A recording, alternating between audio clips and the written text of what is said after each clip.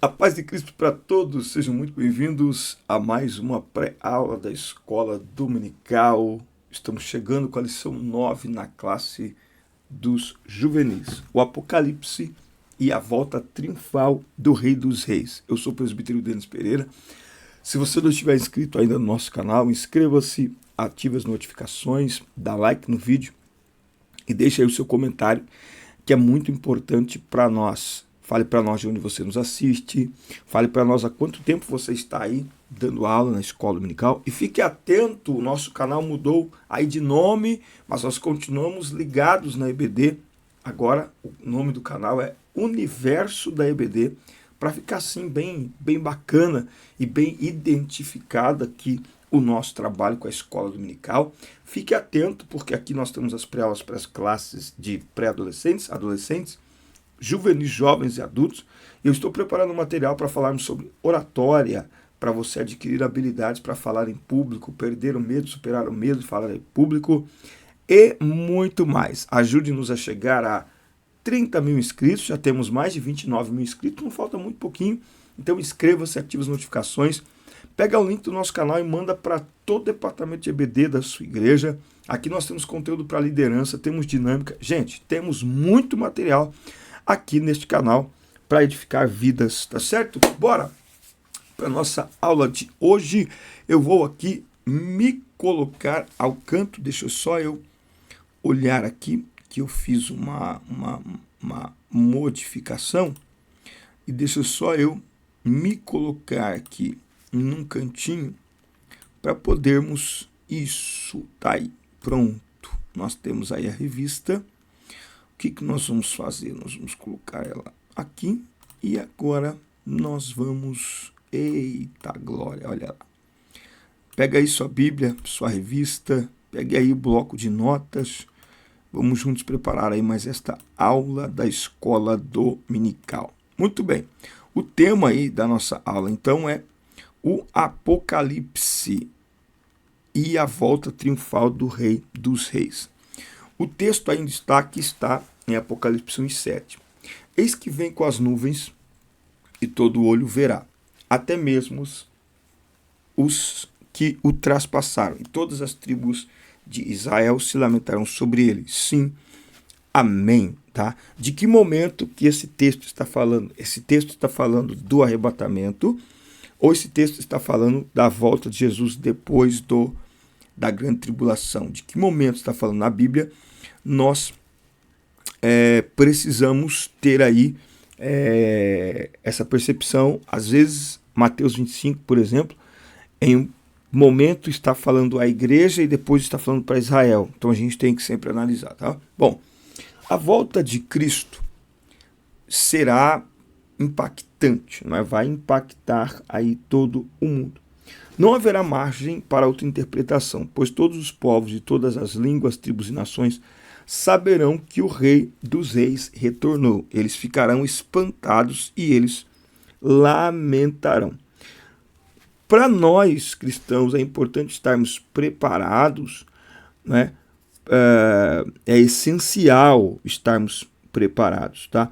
Existem aí diversas referências bíblicas sobre a volta de Jesus, sobre o arrebatamento.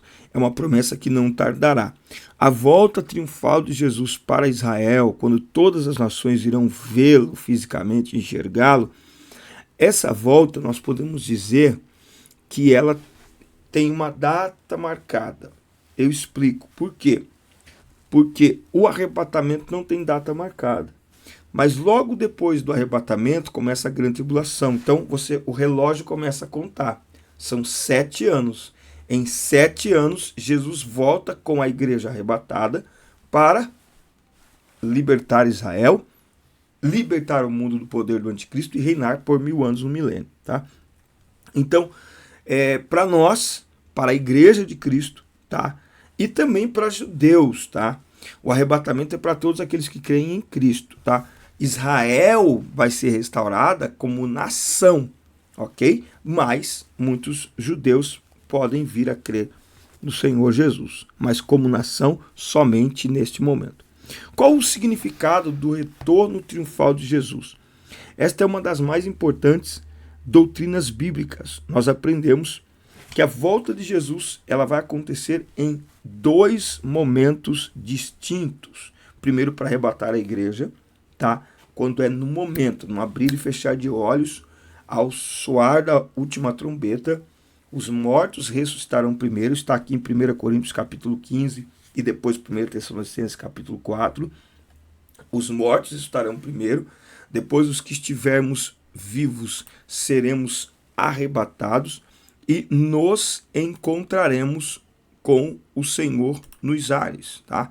Então nós temos esses 2 momentos. O primeiro momento é esse momento que é o momento chamado de invisível, né?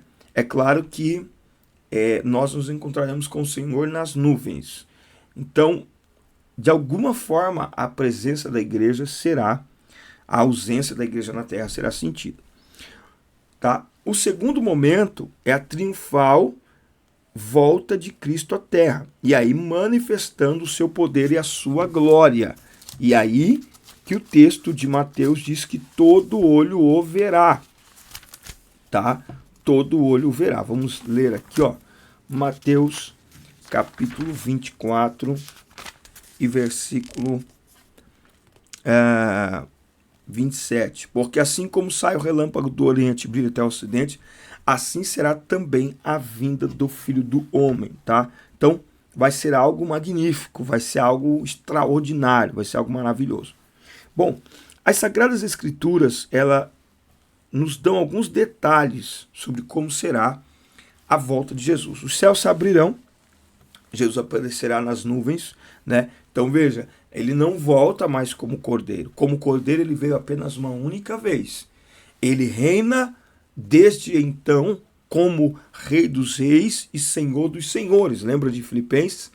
Ele humilhou-se a si mesmo, fazendo-se semelhante aos homens, e foi humilhado até a morte de cruz, pelo que Deus o exaltou soberanamente e lhe deu um nome, que é sobre todo nome, para que ao nome de Jesus todo o joelho se dobre e toda a língua confesse que Jesus Cristo é o Senhor, para a glória de Deus o Pai. Então, só para a gente fazer essa distinção, eu ministrei domingo agora à noite em Filipenses 2:9, e eu comecei a mensagem mostrando que nós precisamos ter esta noção de que Jesus, tá aqui, ó, a mensagem tá aqui, ó, eu falo para vocês, ó, eu anoto tudo, tá? A mensagem, olha o esboço aqui, ó, o esboço da mensagem tá aqui, a gente, aqui, ó, essa é a mensagem de domingo, ó, tá aqui, ó, e tem um motivo por que eu voltei a fazer esboços à mão, por escrito. E eu vou explicar em um material que eu vou produzir aqui neste canal sobre pregação para jovens, como pregar para jovens e adolescentes. E eu vou explicar por que eu estou usando essa estratégia ao invés de usar o smartphone ou de usar um tablet. Por que eu estou fazendo isso aqui? É interessante, tá? E aqui eu começo mostrando que a humanidade de Jesus, e aí eu mostro o Cristo homem, né? O Cristo homem que veio, que sofreu. Aí eu faço a passagem para o Cristo que virá, para o Cristo que está no trono hoje, né? Então, o Cristo humanizado, o Cristo humilhado, o Cristo envergonhado, o Cristo que se fez pecado em nosso lugar, ele já veio. Agora, esse Cristo ressuscitou, recebeu do Pai o mais alto nome e está sentado à direita de Deus e, portanto, ele reina de séculos e séculos e de gerações em gerações, de eternidade em eternidade, com todo o poder e toda a glória. Portanto, nós precisamos ter essa noção, para não achar que estamos nos relacionando sempre com, eu falo que é o Jesus do The Chosen. Não, o Cordeiro já veio, agora é o leão da tribo de Judá. E o que voltará para buscar a igreja é o Rei exaltado, é o Senhor dos exércitos, não é? O Deus Todo-Poderoso. Por isso que a sua aparição será algo assim extraordinário, que vai deixar as pessoas realmente admiradas, porque ele virá como nós cantávamos, e por que não dizer até cantamos, né? Porque o hino está aí, ele virá com grande poder e com grande glória. Então, todo olho o verá, tá? Quando ele veio, quando ele nasceu, foi uma pequena estrela brilhante. Agora não, agora ele vem de uma maneira que todo mundo vai ver, né? Quando a gente, sei lá, há 15 anos atrás, quando a gente lia esse texto, 20, 30 anos atrás, todo olho verá, era inimaginável. Não tinha como a gente ter noção de como assim todo olho o verá, né? Porque antes do advento da internet, até mesmo com a TV ao vivo, mas não é todo mundo que tem TV, não é todo mundo que assiste o mesmo canal.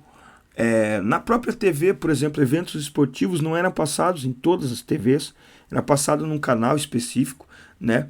Então, agora com a internet, praticamente, sei lá, 90% das pessoas no mundo podem não ter comida, mas tem um celular, tem um smartphone, tem internet. Se não tem, perto tem, não sei, enfim. A internet, ela colocou a informação e o acesso à informação na mão de todo mundo.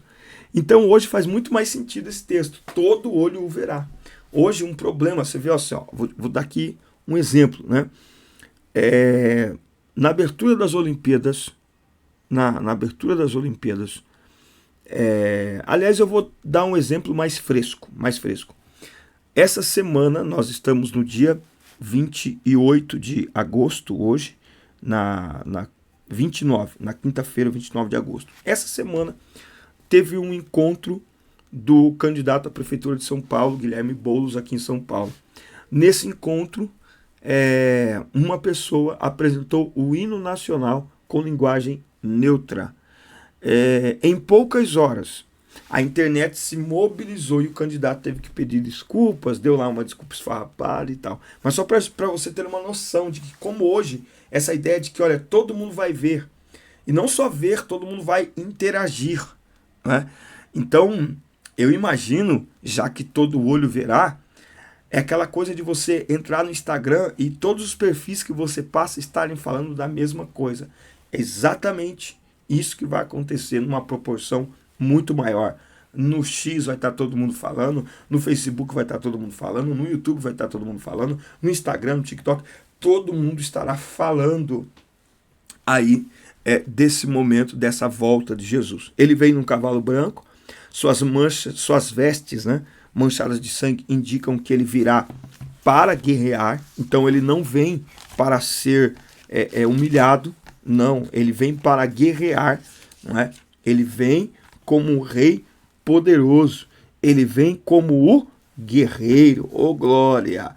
E aí ele terá vitória sobre a trindade do mal, Satanás, o anticristo e o falso profeta, não é? Ele será reconhecido também como fiel e verdadeiro, tá? Olha só, Apocalipse 19:11. E eu vi o céu aberto, e eis um cavalo branco, e o que estava sentado sobre ele era chamado de fiel e verdadeiro, e com justiça julga e guerreia, né? Os seus olhos são como chamas de fogo, que indica que nada estará oculto aos olhos do Senhor, nada está, virá coroado, tá? Então esse rei, ele vem coroado, tá? Versículo aqui no capítulo 19, seus olhos eram como chamas de fogo, e sobre a sua cabeça havia muitas coroas, aleluia, não é? E ele virá com exércitos, e os exércitos que estavam no céu seguiam-no sobre cavalos brancos, vestidos de linho fino, branco limpo. Gente, isso aqui é coisa extraordinária, isso aqui é algo extraordinário. E aí é dentro desse contexto que ele vem e coloca os pés sobre o Monte das Oliveiras, tá? O Monte das Oliveiras vai se partir ao meio, e Israel, que estará sendo atacada por forças militares de muitas nações, de todas as nações, porque, como eu disse, Israel não reconhecerá o governo do anticristo quando ele exigir ser adorado como Deus. Então, Israel estará sob intenso ataque, mas Jesus colocará os pés no Monte das Oliveiras, abrirá uma fenda no monte e Israel passará pelo meio, livre pelo poder de Jesus. E é nessa hora que começa então aquele movimento de uma grande conversão de judeus a Cristo, que vão formar uma grande comitiva evangelística dentro do período do milênio. Então, tudo isso vai acontecer com o Cristo glorificado. Versículos, capítulo 14 de Zacarias, tá? Olha só. Então o Senhor sairá e lutará contra aquelas nações, como ele lutou no dia de batalha. Ele sairá e lutará contra as nações, como ele lutou nos dias de batalha. Aqui está falando exatamente sobre esse momento aqui de Jesus, quando ele volta de forma triunfal, tá? Versículo 3 de Zacarias 14. Então o Senhor sairá e lutará contra aquelas nações, como ele lutou no dia de batalha. E os seus pés estarão naquele dia sobre o Monte das Oliveiras, que está de fronte de Jerusalém para o leste. E o Monte das Oliveiras será fendido, vai abrir uma fenda no meio para o leste e para o oeste. E haverá um grande vale, e metade do monte será removido para o norte e a outra metade para o sul. E fugireis para o vale dos montes, porquanto o vale dos montes chegará até Azel. E sim, fugireis assim como fugiste de diante do terremoto nos dias de Uzias, rei de Judá. E o Senhor meu Deus virá, e todos os santos contigo. E acontecerá naquele dia que não haverá luz nem escuridão, mas será um dia conhecido do Senhor, nem dia nem noite. Mas acontecerá que ao cair da noite estará claro, né? E acontecerá naquele dia que águas vivas sairão de Jerusalém, metade delas para o mar anterior e metade delas para o mar posterior. No verão e no inverno isso acontecerá. E o Senhor será rei sobre toda a terra. Naquele dia haverá um Senhor, e seu nome será um. O versículo de número 11 diz assim, o 10 para contextualizar, né? Toda a terra se tornará em planície, desde Geba até Rimon, ao sul de Jerusalém, e ela será exaltada e habitada no seu lugar, desde a porta de Benjamim até o lugar da primeira porta, até a porta da esquina, e desde a torre de Ananeel até os lagares do rei. E homens habitarão nela, e não haverá mais destruição, pois Jerusalém habitará segura. Então, vai ser realmente algo muito extraordinário que vai acontecer. Então, só situando aqui dentro desse contexto que nós estamos falando da volta de Jesus, quando ele volta depois do arrebatamento. Nós estamos aqui 7 anos depois do arrebatamento, tá? Só a título de lembrar realmente. Arrebatamento, 7 anos de grande tribulação, 3 anos e meio de falsa paz, 3 anos e meio de pressão realmente contra todos. Quem não tiver o sinal da besta não vai conseguir comercializar, não vai conseguir fazer negócio, não vai conseguir comprar, não vai conseguir se movimentar, não vai conseguir movimentar contas bancárias e nem nada, não é? E quem recebeu o sinal da besta já se entregou, já se rendeu aí ao inimigo e, portanto, abriu mão de sua salvação, né? Então, nesses 3 anos e meio, a coisa vai ficar muito complicada, porque Israel vai se negar a adorar o anticristo como Deus, e nesse momento o anticristo com todas as nações vão fazer guerra contra Israel.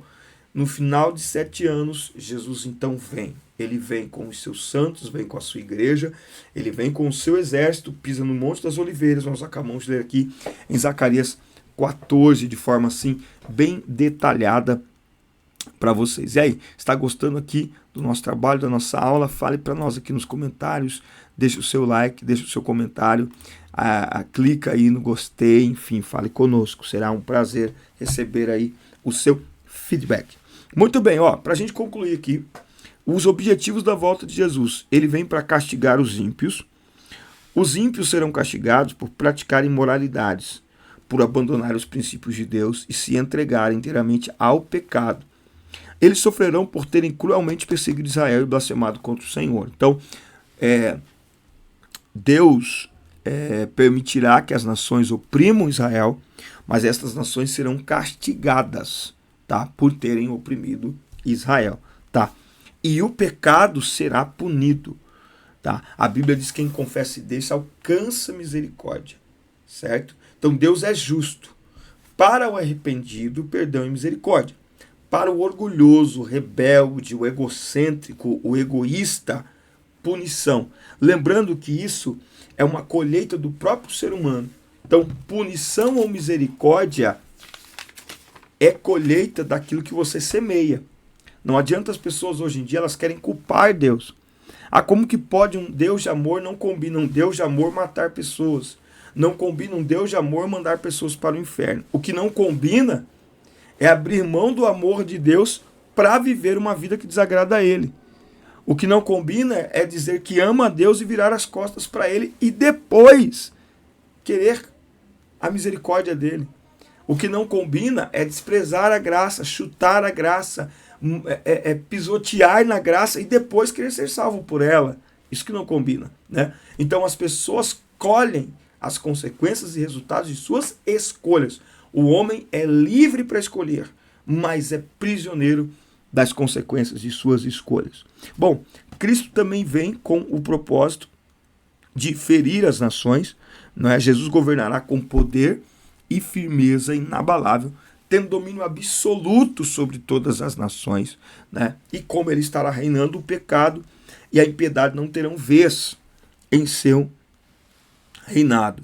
E os inimigos aí serão esmagados. Há uma expressão aqui em Apocalipse 19 de que serão esmagados no lagar do vinho da fúria, do furor da ira do Deus Todo-Poderoso. Então engana-se quem acha que Deus não fica irado. Engana-se quem acha que Deus não exerce castigo, não exerce juízo. Por isso que nós temos que ter essa percepção que o Cristo que volta é o Cristo que vem para julgar. Cristo veio uma vez para salvar, de uma vez por todas. A próxima, ele vem para arrebatar a sua igreja. A próxima, a outra, ele vem para julgar os povos. Ele vem para julgar as nações, né? Então a gente precisa urgentemente conseguir levar as pessoas para esse Cristo, o Cristo do trono. Não só o Cristo da cruz.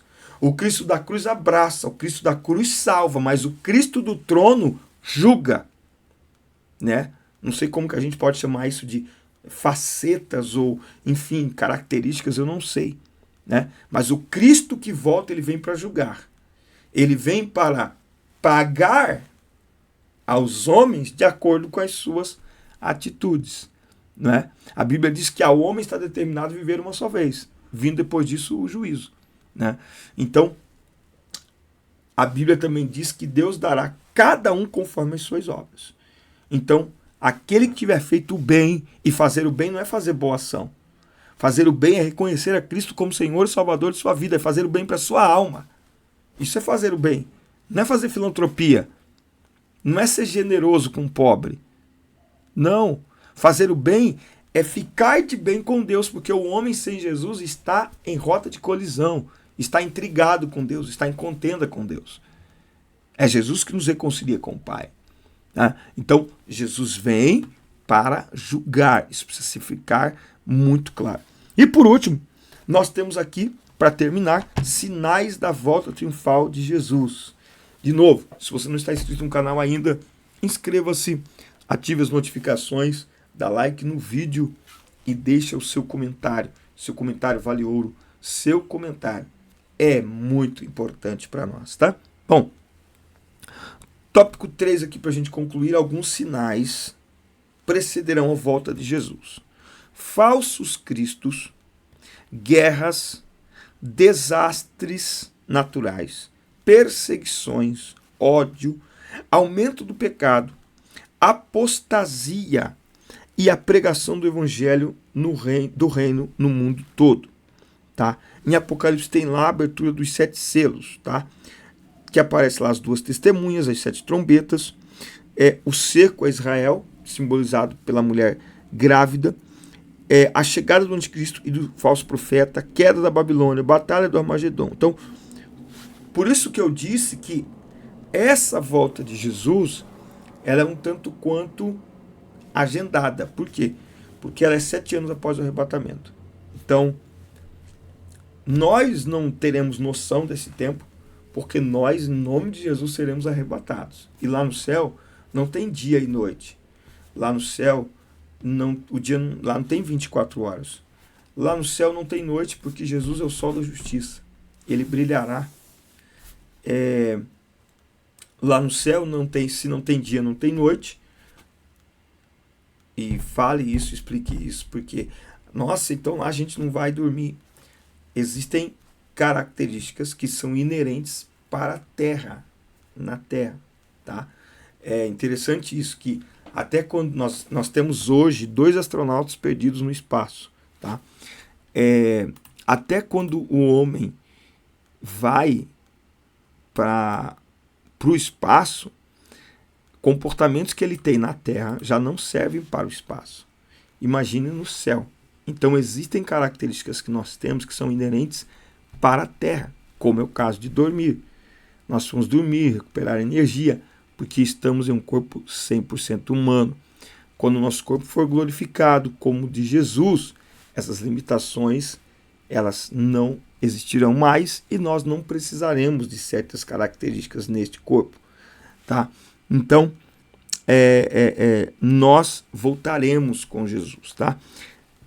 Dentre os sinais da volta de Jesus, e por isso que nós não entenderemos, lá no céu, durante 7 anos, aqui grande tribulação, lá 7 anos de bodas do Cordeiro, a festa de casamento de Jesus com a sua igreja, o corpo com a cabeça, nós não vamos ficar assim, nossa, já faz 2 anos que a gente está aqui, né? Você viu? Nossa, sabe aquela coisa assim? Sei lá, o milênio tá acabando e não acabou ainda os 7 anos das bodas do Cordeiro. Sabe esse tipo de piadinha? Nós não vamos ter isso lá. Lá é uma dimensão completamente diferente, tá? E para concluir aqui, entre todos os sinais da volta de Jesus, para mim, tanto para o arrebatamento, quanto para esta volta pós-grande tribulação, para mim o maior sinal é a apostasia, é o abandono premeditado, consciente e proposital da fé. Que Deus nos guarde. O orgulho tem tomado o coração de muitas pessoas. E muitas pessoas estão perdendo a sensibilidade. Muitas pessoas estão não simplesmente deixando de crer, mas estão escolhendo deixar de crer. Isso é perigoso, mas isso cresce assustadoramente no nosso meio. Que Deus nos guarde, que Deus nos ajude, que Deus proteja o nosso coração e que nós, como sua igreja, estejamos neste momento em que estiver acontecendo todos esses acontecimentos na presença de Jesus, ali, literalmente com Ele. Virei outra vez para que onde eu estiver vocês também estejam. Fiquemos firmes, como diz o texto de 1 Coríntios 15:58, meus irmãos, sejam firmes e constantes, sempre abundantes na obra do Senhor, sabendo que o vosso trabalho não ficará infrutífero. Amém, meus amigos? Forte abraço. Assista, curta, compartilhe, inscrevam-se no canal e até o nosso próximo encontro. Deus abençoe vocês.